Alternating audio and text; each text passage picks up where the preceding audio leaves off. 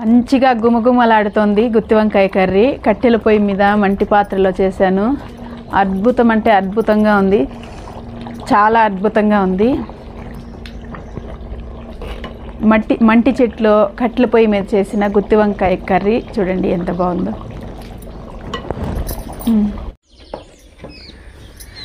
Hello, hi అండి, అందరికీ నమస్కారం. Welcome to Manasa vlogs. అందరూ ఎలా ఉన్నారండి? నేనైతే బాగున్నాను.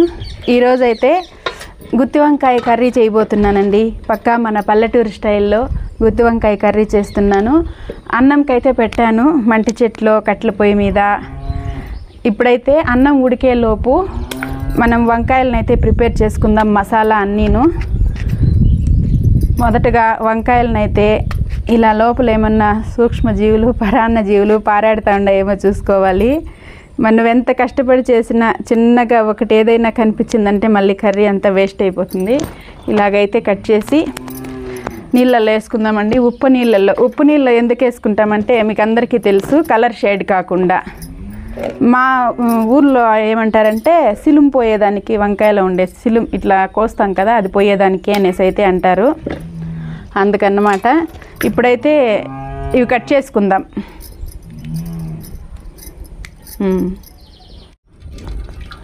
అన్నం అయితే పూర్తయిపోయిందండి. గంజి ఉంచుతున్నాను. పూర్తయితే అయిపోయింది. ఈ గంజిని కూడా వేస్ట్ చేయకుండా అయితే సంగటి చేస్తాను. ఇప్పుడు వంకాయలు అయితే కోసుకున్నాను. వంకాయలకైతే మసాలా ప్రిపేర్ చేసుకోవడానికి మూకట పెట్టానన్నమాట. దాన్ని మూకట అనే అంటారు. గంజం చేసుకుంటానండి. మసాలాలు అయితే వేయించి రోట్లో రుబ్బుకుందాం. మనకు అన్నం అయితే రెడీ అయిపోయింది. రెడీ అంటే కాసేపు అయితే కుమలాలి అన్నము. ఎక్కువ ప్రయోగాలంతా చేయకూడదు. కాసేపు అయితే కుమలనిచ్చుకుందాం ఇట్లే. అది దించేసుకున్న తర్వాత ఈ గంజి కూడా వేస్ట్ చేయండి. దీంట్లో అయితే నేను సంగటి చేస్తాను. నాకు సంగటి అంటేనే ఇష్టము. ఇప్పుడు ఇందులోకి 2 యాలక్కాయలు, ఒగించు చెక్క, 4-5 లవంగాలు, జీలకర్ర, మెంతాలు అయితే వేసుకున్నాను. ఇవి నూనె వంకాయ సారకండి, అదే గుత్తి వంకాయ సారు. మేమైతే నూనె వంకాయ సారు అంటాము. మీకు అర్థం కావాలా అనేసి అయితే నేను చెప్తున్నాను. వేసి అయితే కాసేపు వేపుకుందాం. ఇప్పుడు మంచి నూగులు కూడా వేసుకున్నానండి. అదైతే వీడియో తీయడం మర్చిపోయాము. మంచి నూగులు కూడా వేసి వేయించుకోవాలి. మంచి నూగులతో పాటు శనగ్గింజలు కూడా వేసుకుంటారు. నేనైతే మరీ చిక్కగా అయిపోతుంది, పచ్చి కొబ్బరి కూడా వేస్తున్నాను కాబట్టి వేసుకోలేదు. మీ ఆప్షన్. శనగ్గింజలు వేస్తే ఇంకా బాగుంటుంది కర్రీ అయితే. వేగిపోయాయి. వీటిని అయితే దించేసుకుందాం.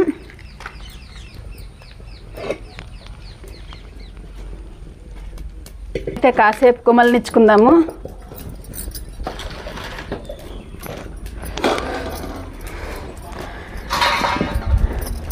ఇప్పుడు మనం వేపుకున్న మసాలా దినుసులు అయితే రోట్లోకి వేసుకుందాం.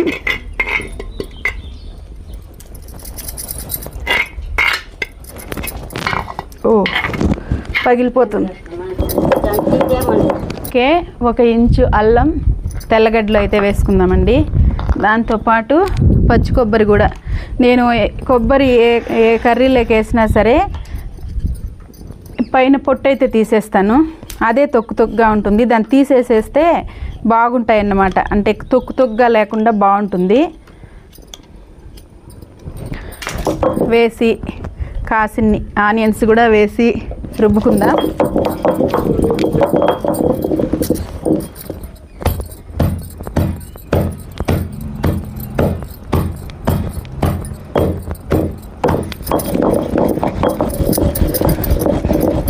ఇప్పుడే ధనియాల పొడి, కారం అయితే వేసుకుందాం. ఇప్పుడు గుత్తి వంకాయకి, అదేనండి నూనె వంకాయకి మిగిలిన మసాలాలు కూడా వేసేసుకుందాం.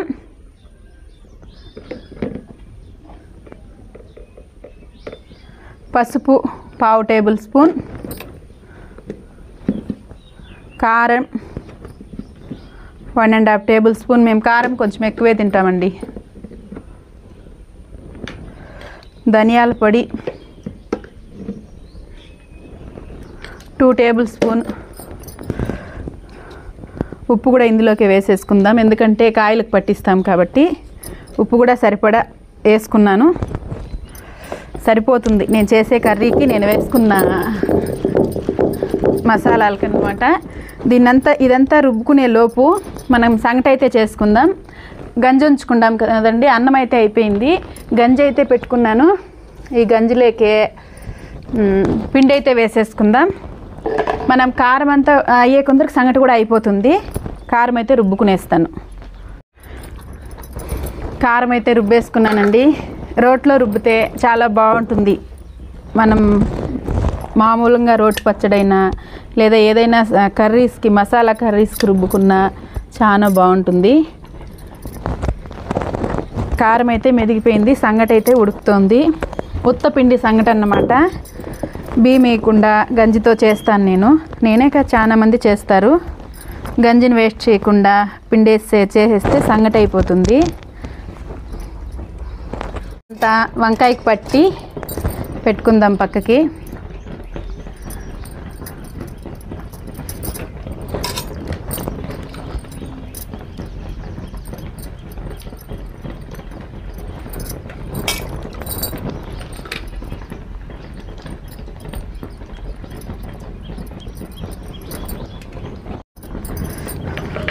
మసాలా అయితే పట్టించేసానండి. ఇంకా కొంచెం మసాలా మిగిలింది, ఇది కూడా వేసుకుందాం. ఇదైతే కాసేపు పక్కన పెట్టి సంగటి అయితే కలుపుకునేస్తాను. సంగటి ఒంట్లో ముద్దలు పట్టేసినానంటే మళ్ళీ మసాలా గుత్తి వంకాయ కర్రీ చేసుకుంటే సరిపోతుంది. సంగటి అయితే కలిపేసుకుందాం. కలిపేసాను ఆల్మోస్ట్. కాసేపు పొయ్యి మీదే కలుపుకోవాలి. ఉత్తపిండి సంగటి అండి, దీన్ని నూకల సంగటి కాదు, ఉత్తపిండి సంగటి. చూడండి, కొందరికి నచ్చదు ఉత్తపిండి సంగటి, మేము తింటాము. ఇప్పుడైతే నూనె వంకాయ సారికైతే మూకటి పెట్టేశాను. ఆ లోపల సంగటి ముద్దలు కూడా పట్టేసుకుందాం.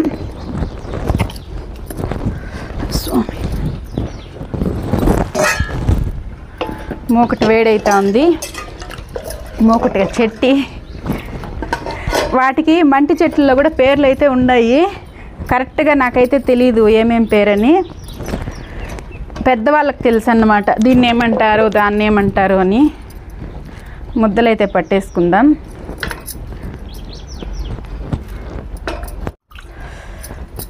చెయ్యి తడి చేసుకుంటూ మనకి ఏ సైజులో ముద్ద కావాలో ఆ సైజులో అయితే చేసుకోవచ్చు. ముద్ద రెడీ అన్నమాట.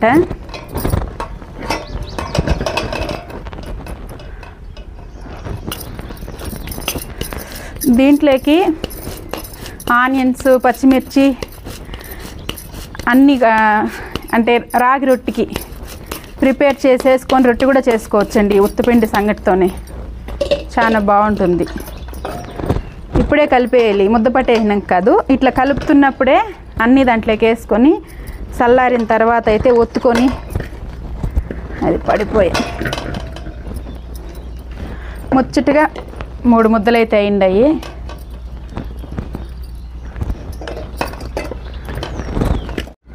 ఇప్పుడు చెట్టు అయితే పెట్టుకున్నాను. ఆయిల్ చెట్టు వేడైందండి. ఆయిల్ అయితే వేసుకుందాం. ఇది నూనె వంకాయ కాబట్టి కొంచెం ఆయిల్ ఎక్కువే పడుతుంది. సాసులు అయితే వేసుకుందాం.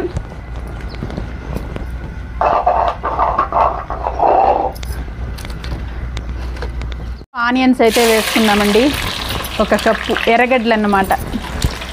1 కప్పు సన్నగా కట్ చేసుకున్న ఎర్రగడ్డలు అయితే వేసి వేపుకుందాం.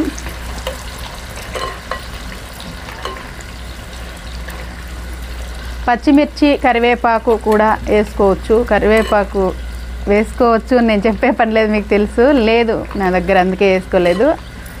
పచ్చిమిర్చి చీలికలు 2 వేసుకున్నా కూడా బాగుంటుంది. అవేవీ లేదు, ఇది మా పల్లెటూరు స్టైల్. ఇప్పుడు ఒక్కొక్క వంకాయగా ఎత్తైతుంది, ఒక్కొక్కటి కాదు అన్నీ కూడా పెట్టుకోవచ్చు, ఇబ్బంది ఏం లేదు. అన్నీ వేసి అయితే దీంట్లోకి వేపుకుందాం. వేసేస్తాను. వేసి అయితే ఆయిల్లోనే వేపుకుందామండి కాసేపు, తొందరగా ఉడికిపోతాయి. అందుకోసం ఆయిల్లో మగ్గినాయనుకోండి తొందరగా ఉడుకుతాయి, అందుకోసం ఇలాగే వేగని.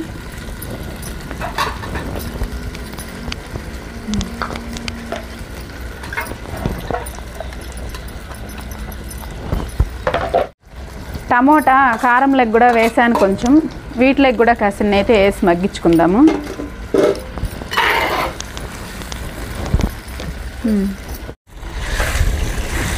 ఇలా మధ్య మధ్యలో కలుపుకుంటూ అయితే ఆయిల్లో కుక్ చేసుకున్నాను అనమాట. చూడండి ఆయిల్ అంతా పైకి తేలింది. ఇప్పుడైతే ఈ మసాలా కూడా వేసేద్దాం. మసాలా ఫస్టే ఎందుకు వేయలేదంటే ఎక్కువ మసాలా అయితే అడుగు పట్టిపోతుందండి ఏ కర్రీకైనా సరే.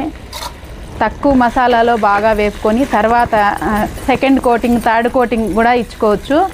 ఫస్టే మొదట్లోనే మసాలా ఎక్కువ వేసినామంటే అడుగు పట్టిపోతుంది. ఇప్పుడు మనం మసాలా వేసాం కాబట్టి ఇంకాసేపు అయితే ఈ పచ్చివాసన అంతా పోయి ఇది కూడా ఆయిల్ అయితే పైకి తేలే వరకు ఒక 5 నిమిషాలు అయితే ఉడికించుకుందాము. మసాలాలంతా బాగా ఫ్రై అయ్యాయి. ఇట్లతో మసాలాలంతా బాగా ఫ్రై అయ్యాయండి. ఇప్పుడు ఒక చిన్న చిటికెడు చింతపండు అయితే నానబెట్టుకుందాం ఈ నీళ్ళల్లోనే. ఇది మసాలా ఉన్న ప్లేట్ కాబట్టి అందులో నేను నానబెట్టాను, మసాలా వేస్ట్ కాకుండా. ఇప్పుడు చూడండి ఆయిల్ అంతా ఎలా పైకి తేలిందో వంకాయలో. మంచిగా వాసన అయితే గుమాయిస్తూ ఉంది. ఇప్పుడైతే నీళ్ళు పోసుకుందాం మనం.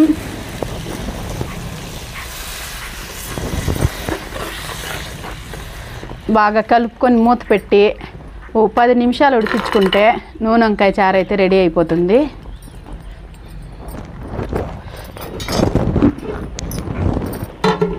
మూత అయితే పెట్టి ఓ 10 నిమిషాలు ఉడికించుకుందాం. 10 నిమిషాలు అయిపోయిందండి, చూద్దాం ఏమైందో.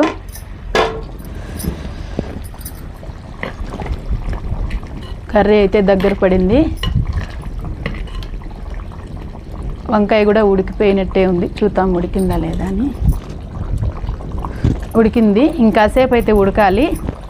ఇప్పుడైతే మనం ఇందాక నానబెట్టి పెట్టుకున్నాం కదా చింతపులుపు అయితే పోసుకుందాం.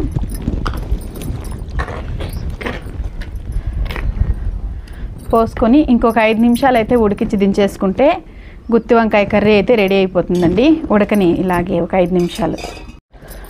పులుపు పోసి 5 నిమిషాలు అయితే అయిపోయిందండి. పుదీనా ఆకులు 4 అయితే వేసుకున్నాను, కొత్తిమీర లేదు అందుకే పుదీనా వేసుకున్నాను. గుత్తి వంకాయ నూనె వంకాయ కర్రీ అయితే రెడీ అయిపోయిందండి. చూడండి బగారా రైసు, సంగటి, అన్నం ఎందులోకైనా చాలా అంటే చాలా బాగుంటుంది. వంకాయ కూడా బాగా కుక్ అయింది.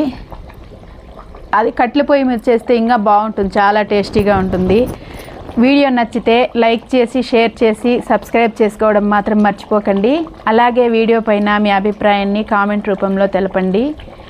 ప్లీజ్ అండి దయచేసి సబ్స్క్రైబ్ చేసుకోండి, ఎందుకంటే నేను చాలా కష్టపడి కట్టెల పొయ్యి మీద చేస్తున్నాను. మీ అందరికీ నచ్చాలి, నచ్చే విధంగా చేయాలి అని. ఉంటాను, బాయ్. ఉత్తిపిండి సంగటి కర్రీ చాలా బాగుంది, ట్రై చేయండి.